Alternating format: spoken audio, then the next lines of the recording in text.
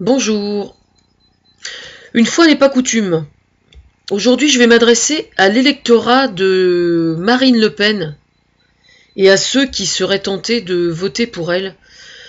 Alors, je vais m'axer surtout sur le plan, de façon générale, mais là, bon, il se trouve que c'est les élections municipales dans quelques jours, donc je vais essayer. Alors, pour base de travail, j'ai pris une vidéo que j'ai trouvée. Alors apparemment, c'était après le fait que François Hollande ait été élu à la tête de l'État, enfin de la façon dont elle en parle. Donc en fait, j'ai pris des notes. J'ai pris des notes au fur et à mesure de la vidéo sur tout ce qu'elle raconte. Et déjà dans un premier temps, il y a une. Alors je précise que je me suis arrêtée au milieu parce que je trouvais ça profondément ennuyeux, vraiment. Hein, je vous assure, c'est imbuvable, vraiment. Et c'est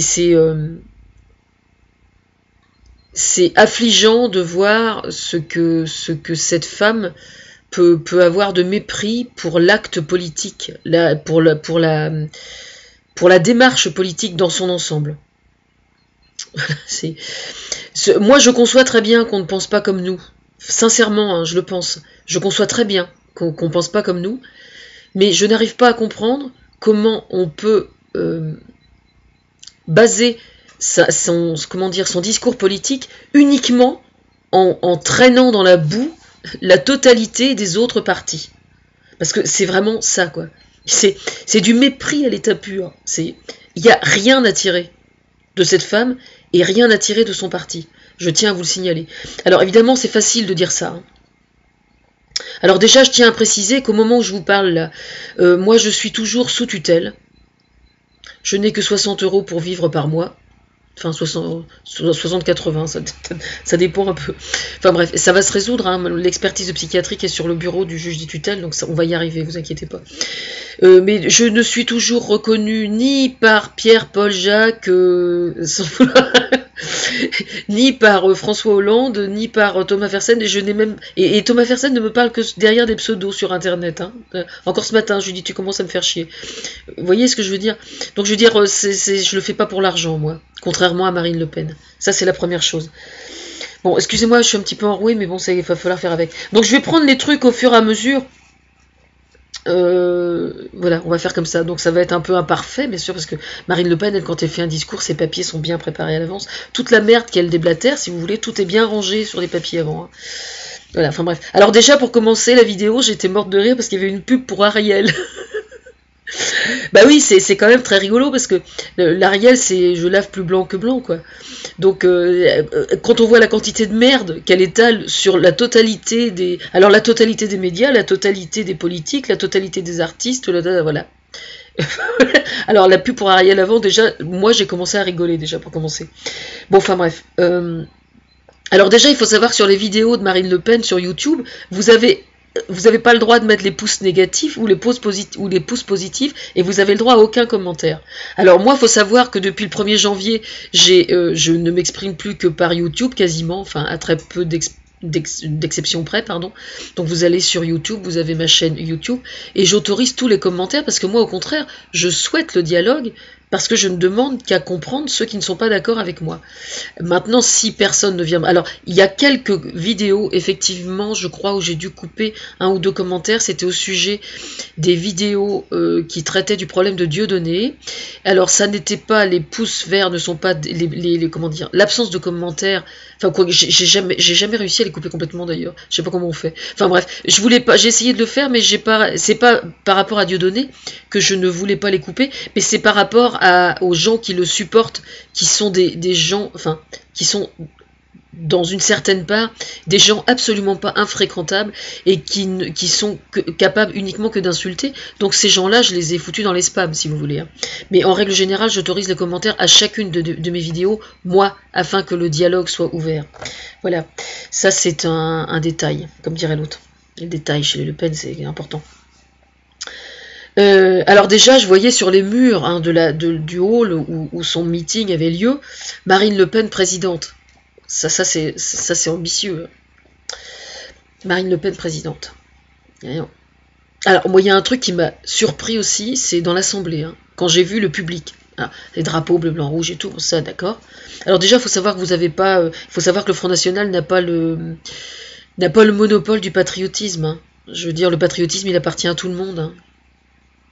Si vous voulez, vous pouvez revoir une certaine version de Douce France de Charles Trenet, reprise par des beurs, vous allez voir, c'est génial, juste génial. Voilà, ça c'est la première chose. Bon, ensuite, elle parle des sondages. Alors moi, les sondages, de toute façon, j'ai toujours pensé que c'était un petit peu de la merde, hein, quand même. C'est peut-être pas de la merde entièrement, mais bon, déjà, ça coûte horriblement cher. Alors je vous recommande pour ça l'émission d'hier soir, Envoyé spécial. Monsieur Buisson était un grand spécialiste des sondages. Ça lui rapportait énormément d'argent. C'est hallucinant le pognon qu'il a pu prendre aux Français avec ces histoires de sondages. Envoyé spécial, hein, Buisson. Allez voir sur Internet. C'est éloquent. Alors d'ailleurs, ça en apprend énormément sur la relation entre Monsieur Buisson et le Front National. Bon, ensuite, que l'UMP fricote avec le Front National, on va pas mélanger tout, hein, d'accord ? On va se contenter de parler uniquement de Marine Le Pen sur cette vidéo-là, on va pas tout mélanger. Bon, ensuite, l'affaire Leonarda qui a fait rigoler tout le monde, paraît-il. Bon, je reconnais que oui, là, sur l'affaire Leonarda, il y a eu un problème de communication, et uniquement un problème de communication.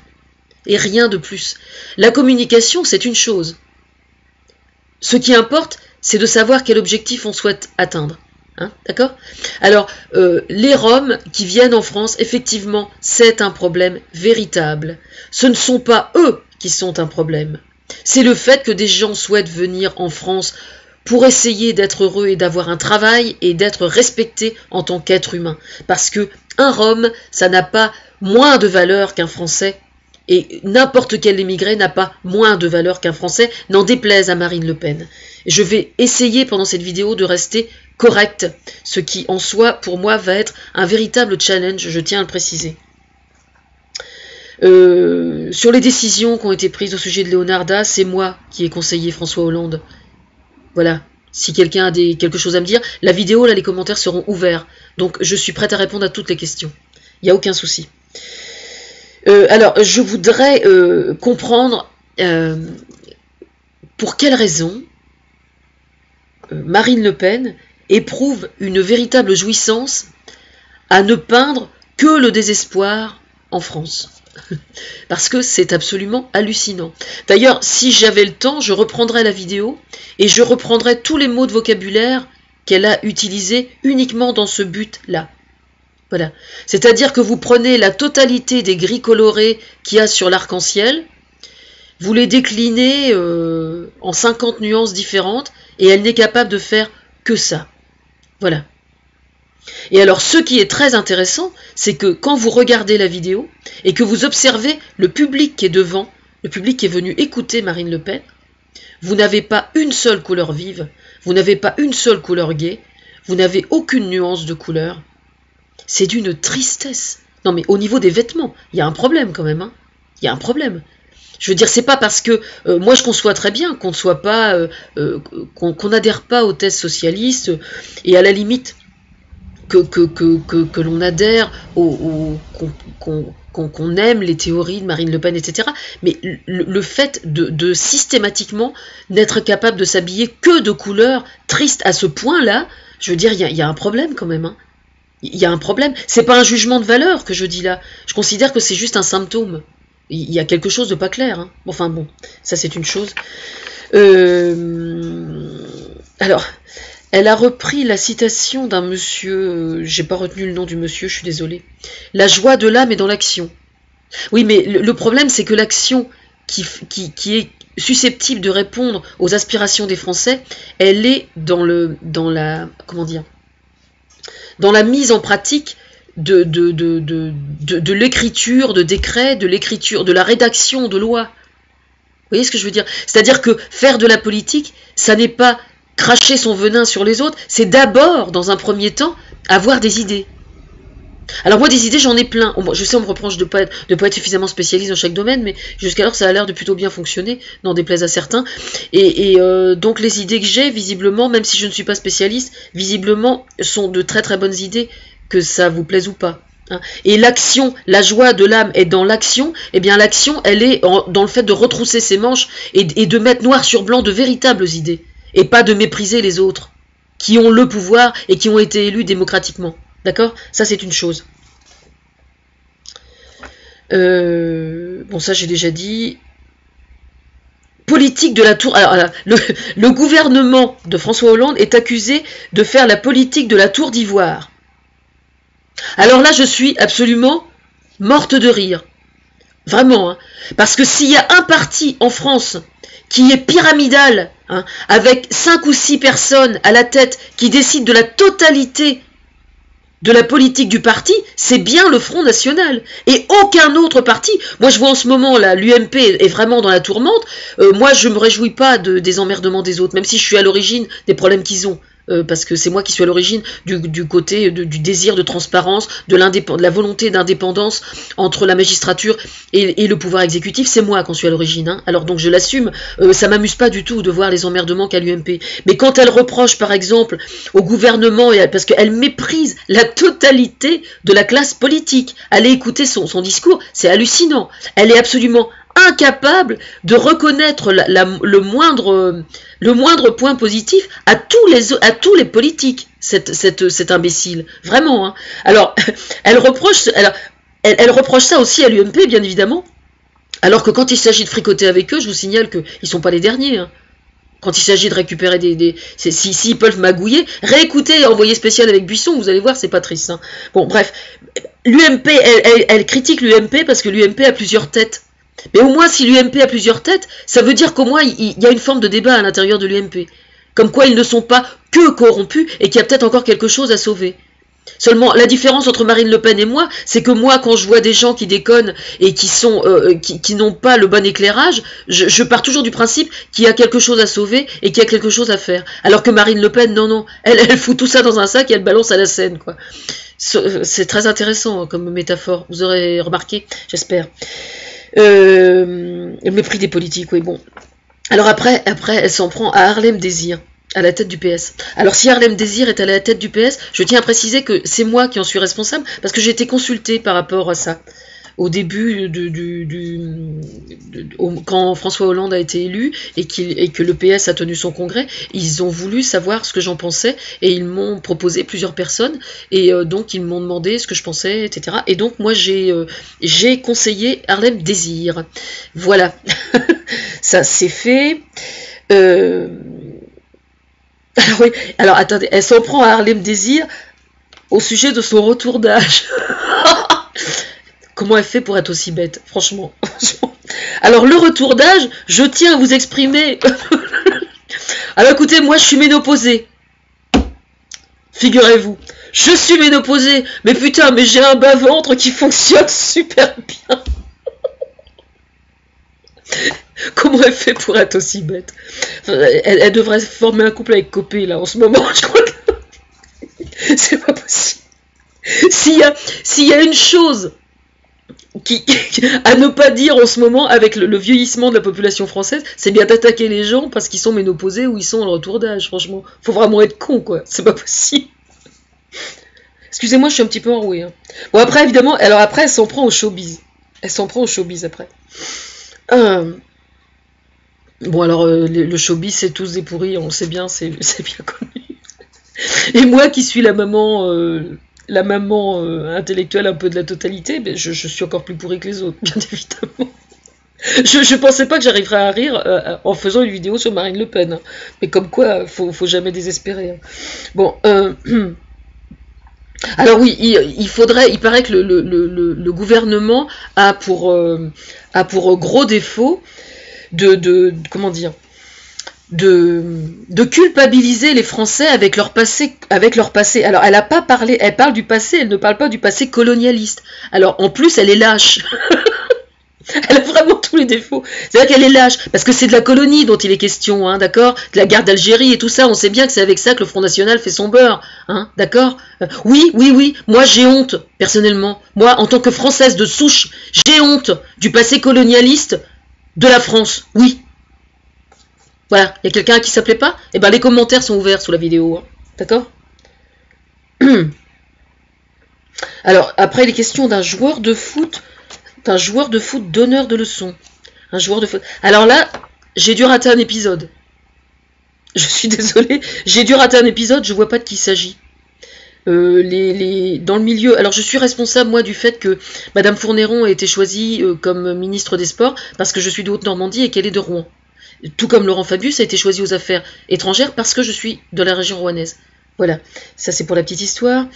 Et donc la totalité des sportifs et la politique des Jeux Olympiques sont empreintes de mes valeurs et de ce que je souhaite moi. Voilà, ça c'est fait. Elle a des chanteurs sur le retour. Mais Marine Le Pen ne sait pas que c'est dans les vieilles pots qu'on fait les meilleures soupes. Visiblement.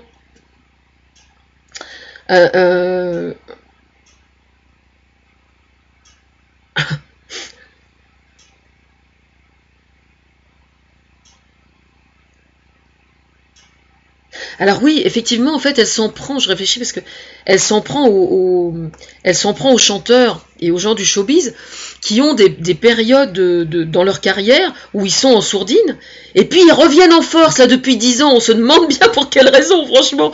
Évidemment, c'est moi qui suis derrière. Bah oui, effectivement, c'est vrai que la carrière politique, avec les méthodes Le Pen, UMP et tout, bah c'est vrai que c'est beaucoup plus sur le long cours, en fait, parce que il y a tellement de magouilles à droite à gauche qu'en fait ils ont un pécule personnel vachement bien, donc effectivement ils arrivent à se maintenir à flot, je parle d'argent et de pognon uniquement là, hein. Ils arrivent à se maintenir à flot quoi, c'est ça en fait, alors que c'est vrai que le métier d'artiste c'est beaucoup plus à risque, on est bien d'accord là-dessus, on est bien d'accord, c'est vrai, tout à fait d'accord. Je suis plus du côté des artistes à ce moment-là. Ça fait absolument aucun doute aussi. Mais comme quoi, vous voyez, on peut jouer sur les deux tableaux. Sauf que moi, je suis toujours bénévole. Le jour où Marine Le Pen fera de la politique en tant que bénévole, elle viendra me donner des leçons. D'accord ? Bon, ça c'est fait. Donneurs de leçons qui se sont engraissés sur ce que la France... Alors, ce sont les gens du showbiz. Hein. Ce sont des donneurs de leçons qui se sont engraissés sur ce que la France leur a donné. Jusqu'à preuve du contraire, si vous prenez tous les gens qui travaillent en France, là, hein, qui sont professionnels dans le milieu du showbiz ou dans le milieu des médias, ils ont des contrats de travail, d'accord ? Ils sont pas embauchés comme ça, non, ils ont un véritable contrat de travail, d'accord ? Donc ils touchent un salaire. Il est où le problème, là ? Il est où le problème ?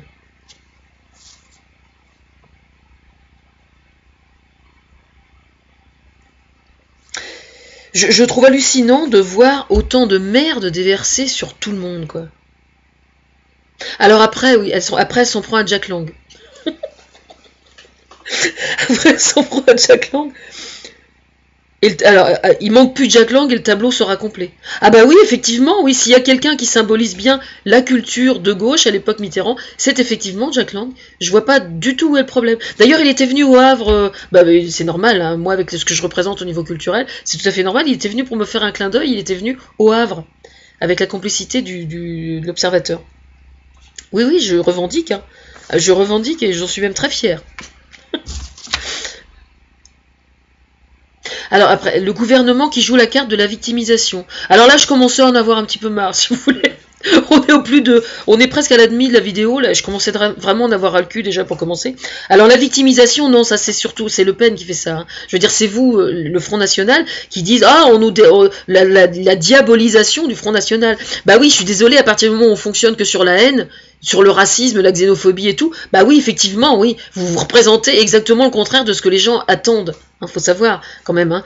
Je veux dire, quand vous avez des gens qui habitent sur votre palier et qui ont une culture différente de la vôtre, c'est précisément le fait qu'ils soient différents de vous qui est susceptible de vous enrichir. Si vous l'invitez pas, quand vous le croisez dans l'escalier, vous lui dites pas bonjour, et si vous l'invitez pas à prendre un café et qu'il sent que vous êtes complètement sur vos gardes et que vous vous méfiez de lui, bah c'est sûr, effectivement, c'est exactement ce que vous prenez et c'est exactement le contraire de ce qu'il faut. Effectivement, oui. Bah oui.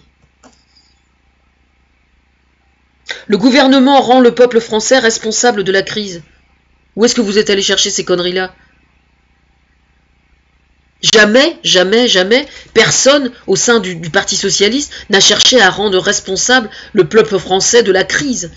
Ce ne sont pas les Français qui sont responsables de la crise. La crise, elle est mondiale. Hein, d'accord ? Elle est mondiale et c'est la raison pour laquelle il est très important d'avoir une Europe forte.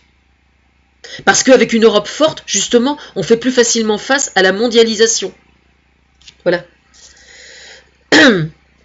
Alors, le gouvernement accuse les Français d'être de plus en plus racistes, paraît-il aussi, d'après le Front National. Là, c'est complètement faux aussi. Les Français ne sont pas de plus en plus racistes. Ceux qui le sont parlent maintenant alors qu'ils ne parlaient pas avant, ce qui n'est pas du tout la même chose. Vous voyez, je sais de quoi je parle, parce que moi j'en viens de la France d'en bas. Hein. Donc les gens qui sont racistes, etc. autour de moi, je peux vous dire que contrairement à ce que certains pensent, il n'y en a pas tant que ça. Et en tout cas, je pense qu'il y en a moins qu'avant. Voilà, ça c'est la très bonne nouvelle.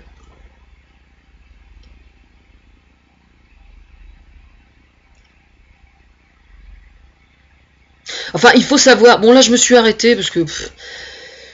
ça me faisait vraiment chier, quoi, pour être franche. L'espionnage industriel. Ah oui, alors ça c'est marrant aussi. Alors, elle a la prétention de lutter. On se demande bien avec quoi, parce qu'ils ont absolument pas travaillé le sujet. Hein. Je veux dire, vous inquiétez pas. Ils ont rien foutu.